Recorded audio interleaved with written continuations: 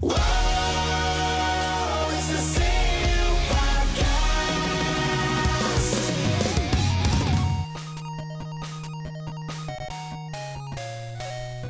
Hi, everyone. Welcome to this completely unnecessary podcast for Tuesday, February 11th, 2020. In the middle of winter. You know it's supposed to end in like it's another month it ends. I don't want to do anything that involves math.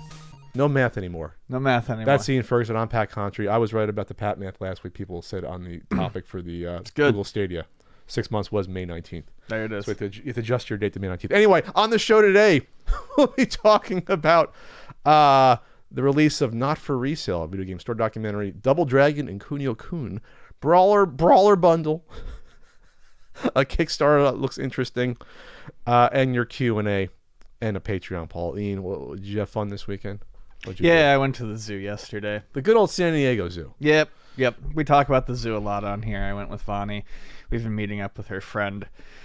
She's been meeting up with her friend every week on Monday at the zoo. Okay. And they walk around for a couple hours before her friend has to go off to work at one of the... Go off to war. It almost sounds like... Go off to work at one of the... at one of the comic shop locations that Vonnie works for. It was good. The past couple times we've been, the animals have been really active. We caught the lion roaring. That's always good. It sounds like a sound effect. It's like... It's like, whoa. It's crazy. We went home and we told Nene about it. And he's like, yeah, I know. Yeah, he's like, I'm aware. I'm aware of that. I know what goes on in the club. We saw the orangutans playing yesterday. That was really cool. They were playing for like 20 minutes. We walked away before they finished. The Tasmanian devils were active. Oh, man, they weren't last time I went. The elephants were playing with their new toys. Yeah, that was great. What new toys did it? Just like a hanging thing. You know, there's always new hanging things there for the elephants to keep them engaged, to get their hay or their oats or their peanuts or their whatever the hell they're eating out of there. They eat oats? I don't know. Probably not. Probably hay. And then the last time we went, there was the two pygmy hippos were having a standoff. Yeah. They have pygmy hippos? Yeah. I thought they had the big hippos. Yeah, there's pygmy hippos there. Copies. Yeah. Oh, those are the pygmies technically? No. Where are the pygmy ones at?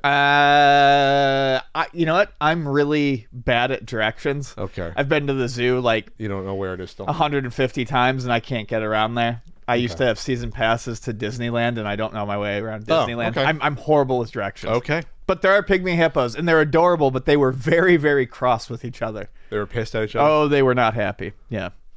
And you saw the snow leopard that they moved into the... Yep, into the... where There's no panda in the Panda Trek area anymore. There's the red panda, which isn't really a panda, but it's a cute, like, raccoon little guy I love. Yeah, the red panda's awesome. It's like my favorite thing. It's not there half the time, though. But they have the snow leopard there, which is cute and cuddly, and is not related... It's not really a leopard. It's not related to the other leopards. Yeah, it's just another cat. Just another cute cat. You can tell it's not really a leopard because the face is, like, shorter and, like, smaller, like, rounder than a regular leopard. But they're adorable. Why can't I own a leopard, Ian? I wouldn't hurt anyone with it. We probably wouldn't kill any kids. Because it would maul you. No, it wouldn't. Just play around, you know? Just make sure that the claws are cut and trimmed and rounded off. So Nicely trimmed. Yeah, so when French tips. Yeah, exactly. Just round them off so when he scratches you, it probably won't draw blood. It'll still hurt. Imagine getting punched with a paw by a 700-pound cat. How that would probably hurt a lot. Yeah, I actually wonder about that a lot when I'm at the zoo. Knock your ass out like a giant mitt. Just hitting you. The other thing I wonder about a lot when I'm at the zoo is how bad the tiger's breath must be. And the lion's breath. You think so? Those are just big, warm. But they're eating just meat. They're not eating like candy. Yeah, I don't know. They don't have like gum disease. Cats, do they? Probably. Some house cats get gum disease, but they don't eat healthy. Cats. True. As healthy. You gotta watch out. Dry food's no good for indoor cats. Tip out there. It's not good long term. Out there. But what was I gonna say? Real quick, we got enamel pins for sale. We sure do. And the limited T-shirt at ultimatenintendo.com. Still saw them there. We got a couple. We got you put up the you put up the end of the old My Man shirt. The My Man shirts are up there My too. Man. We got 11 of the My Mans left on the site. Only small and mediums left out there. So if you're in borderline medium large, you got to cut back. You got to trim down and fit into that medium. No pressure, but that's all we got left for that. Did you watch the Academy Awards? I didn't. I never do. I'm not a movie person. I in theory, I love movies. In theory, in practice, I do not have the attention span for movies most of the time. When I watch them at home, I usually end up getting up and walking around and pacing back and forth behind my couch as I'm watching them. so The Irishman is not for you then. No, probably not. You have to split that into 3 viewings, maybe. I'd like to watch it, but Split into 3 viewings. There's ways. I think there's online. There's actually a cutoff point. Someone put together a guide. This is where you stop the movie. Oh, really? Watching it in thirds. There's actually like 3 parts to the movie, kind of. So you could do that. But no, I was, I didn't watch it, but it seemed like it was kind of a mess of a show. I only watched the last 45 minutes. I thought it was okay. But it seemed like the right movie won this year, from what I've heard. Parasite, which won. I wanted to see. I haven't seen it yet. And it's the first time a foreign language film won Best Picture. Excellent. And obviously, it'd be funny if it won that, but not Best Foreign Language Picture. That'd be funny. But no, obviously it won both. But they've been nominated before, I believe, especially now since they do like 9 or 10 Best Picture nominations the past 5-6 years. But this is the first time. I've heard it's incredible that it mixes like all these different genres. It's really good. And I'll check it out. That was me the highlight of the night because the director, and he also won Best Director, Bong Joon-ho, who I wasn't familiar with, except he also did Snowpiercer, which was a strange movie with Chris Evans that no one saw, where it's the last people on Earth in a train that's constantly moving because they tried to fight back against climate change by bioengineering, so the whole planet is cold. Oh. So then the people are divided into classes on the train. It's a trippy movie. That seems like something I would definitely watch. It's a trippy movie. Supposedly, Harvey Weinstein at the time fucked up the release of the movie, so that's why a lot of people didn't see it. I saw it on USA one time, and I don't remember it coming out. It's like 2013. There. So he's done, and he did that giant pig movie that came out a few years ago. Was it Okja? Was that what it was called? That looked trippy as hell from the previews. So all of his movies has like some sort of social commentary baked in. So right. Okja's about I think it's about over commercialization, consumerism, and mistreating animals. And it has to do with I think it's like a giant pig that the person's friends with. Anyway, so this sounds it's not a giant pig. It's like a giant creature that looks like a pig dog. Oh, yes, I see it. Like from the Never-Ending Story. That's what it looks like. It does. It looks like it's the thing from Never-Ending Story got big. So he went on stage and he quoted, when I was young and studying, this is a quote, through an interpreter, when I was young and studying cinema, there was a saying that I carved deep into my heart, which is that the most personal is the most creative. He said that quote is from our great Martin Scorsese. And then Scorsese kind of teared up and said, thank you. And then everyone did a standing ovation for Scorsese, and I almost teared up. And it's like, that's the only enjoyment I really get out of the award shows, when people, they recognize each other as a camaraderie. Then he thanked Tarantino for highlighting some of his films. Tarantino was also nominated. And that was the weird moment, because he literally grew up watching Scorsese films and studied them in school, and now I'm nominated against him and I beat him. I can't imagine that feeling, what that would be Sure, like. that's got to be crazy. And so Scorsese started tearing up, and now everyone loves Scorsese. And then it won Best Picture, and everyone was shocked by that. And then there's not a lot of other highlights. Brad Pitt won Best Supporting Actor for Once Upon a Time in Hollywood. I do want to see that movie. It sounds like, I'm not a huge Tarantino guy, but at least he makes interesting choices for what he does, and that sounds like an interesting movie. So I want to check that out. There. So speaking of what is the most personal, is most creative, a documentary that I'm executive producer of came out today on the 11th, Not for Resale, video game store documentary. And it's available on Blu-ray. It's available on Amazon streaming or 4K streaming on Vimeo. Also on my site, you can get the DRM free download at notforresalemovie.com. So, Ian, actually, you weren't on the show originally. You were still battling your sickness. It was June 2017, and so you were out that week. You were still in and out, And so I spoke about, it was on Indiegogo at the time, and I think it was at $7,000 to $8,000, and it was not a dead Indiegogo, but it was struggling at the time. Didn't get a lot of eyes on it, so I wanted to spotlight it at the time, because it seemed like an interesting concept. At that point in time, the director Kevin had gone around to some game stores and said, I want to do this game store movie, and I was like, okay, this is cool to highlight this. So I highlighted it, helped get a signal boost there. But I also said, well, why don't I talk to the director and see if I could help with this and what their vision is. And I like the idea of talking to all these game store shop owners and also looking at this future of what video game entertainment looks to be, and that's obviously quickly transforming into digital versus physical domination. I think it's already over 50% digital. We've had that transition the past couple of years. And so I came on board as executive producer and helped nudge it here and there with what story I think could be told along the way, the pathway, not just of running a game store, but what is it going to look like in the future. And obviously the outlook for physical media is not good in general. It won't disappear like entirely, but it obviously is going to take a huge backseat going forward. We know that, especially in North America and first world nations. So so far the buzz has been pretty good, and reviews have been good so far. Ian watched it. I don't know if you have any thoughts. I did watch it. It was very good, beautifully shot, very, very nicely shot. It's a gorgeous film. Definitely covers more than just game stores. I would say that it's more of a documentary about media than game stores and the transition from physical to digital. But other than that, no, it was very enjoyable. Clocks in at like about an hour and a half, and it doesn't feel long. 86 minutes. Doesn't feel long or anything. Get you in and out without a bathroom break. And you're assuming a lot.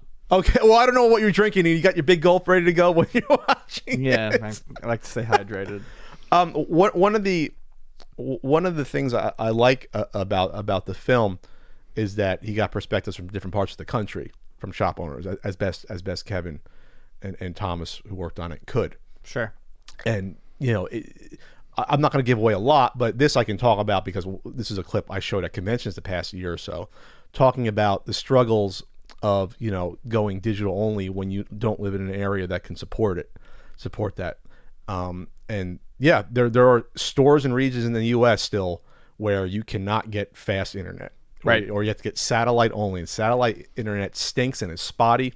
So then, what do you do then? Like, how does that affect you? If you have to buy a console, and now you got to wait for an update patch to go through, and it could take you the whole day. I mean, that's what people face in some areas of the world. So if you don't, like me and Ian live in a city with good internet, if you don't, it's tough, and people like me and Ian might take it for granted that, hey, we can download an update to our console or our game. We can in minutes. But if you live in Tennessee, and you got like that day one Red Dead 2 patch, that's like 5 gigs. All right, I'll see you tomorrow, Ian. I'll see you in 2 days. I'll be able to play it, and that's if you're not capped, on bandwidth or what have you, there. And and the film goes to the Library of Congress to talk about like what's the future of preservation of this entertainment medium look like when there's no physical media, because that's an issue. Goes to the National Video Game Museum in Frisco, Texas, run by good old Joe Santulli, who shows up in the film. And there's a segment at Portland Retro Gaming Expo as well, which talks to people about physical versus digital. Ian has a little cameo. Ian forgot he was in it. He didn't know he was going to be in it. Yeah, I didn't know. So I got this. So Ian's not bought off with this review. He didn't know. No, in fact, I showed up and I just said, "Fuck that guy." You're like, what? What is that Ian guy on screen? Fuck him. And so I hope everyone enjoys it. There'll probably be some reviews coming out from some publications or websites this week about it. It was a lot of hard work by the crew. Kevin James, Thomas Chalifer did a great job on it, and give him kudos. Go follow. It's on Twitter. The account is Game Store Doc. Is the Twitter account. Game Store Doc is a Twitter account. They were running. There was a YouTuber, JP Switchmania, was running a giveaway. Maybe I'll do a giveaway next week. I didn't think about that. I'll do a giveaway of a Blu-ray next week. Come back next week when I have a chance to think about it. We'll do that. I'll give you a physical giveaway. Whoa. And yes, it is available on physical and digital, because that'd be kind of weird if it wasn't available on physical as well. A documentary dealing with physical media there. Oh, did you like Neil Crockett from Game Zone? Yeah. In Massachusetts, wasn't he a nice character? Neil was interesting. He was a good one. Cute dog. Very cute dog. Did any of it ring true to you in terms of like the interactions with people and certain, I remember buying that game when I was 5, and now I see it again. Oh, I mean, no offense. A lot of it was like work because it's just because you've dealt with it. Because I've dealt with it. So you're okay. Yeah, and that's not a bad thing. But if you want, I mean, I could almost phrase it that way. If you want more of what I've talked about on the podcast and stuff like that, there's more of it in that documentary. It's all stuff that I'm aware of. It's all stuff that I've had. Some of these experiences of working in a game store, managing, owning a game store are going to absolutely be universal. And the nostalgia trips and things like that are definitely, because there's certain things that customers experience when they come into a game store versus shopping for clothes. Absolutely. Obviously. So yes, I mean, all of it rang true. Okay, I like this Game Pro ad that he did. Oh yeah. I like that too. And the original commercial they found, the local commercial. I can't imagine. I'm trying to remember in the late 90s, somewhat of a segue, in the late 90s when I first started getting into game collecting again, besides Funkoland was like the main source because there were so many of them for used games. And Electronic Boutique in the mall did carry some used games. They did. But I'm trying to think. In my area, I was lucky because there was a lot of Funkolands concentrated in New Jersey population, a lot of malls that have software, et cetera, things like that. But there was still, a couple, mom and pop shops here and there, but they weren't just video games. Almost all of them were movies and music, at least in my area. There was like 3 within probably 25, 30 minutes that did trading. So I remember that, Ian, because even in the early, let's say 92, there was places that I was trading my TurboGrafx games into. Sure. There was a place that it was called UVT in Scotch Plains, New Jersey, not far from Boatcraft Amusement Park, and they would accept trade-ins. But we're talking early 90s. But they would just look at a game like, no, we can't take this. We have too many of them. If there was too common, that was the way it went. And my cousins traded in games too, all the way back in the early 90s. So I don't know if you would count that as it's not really a used game store. It's more like a media buy and trade place.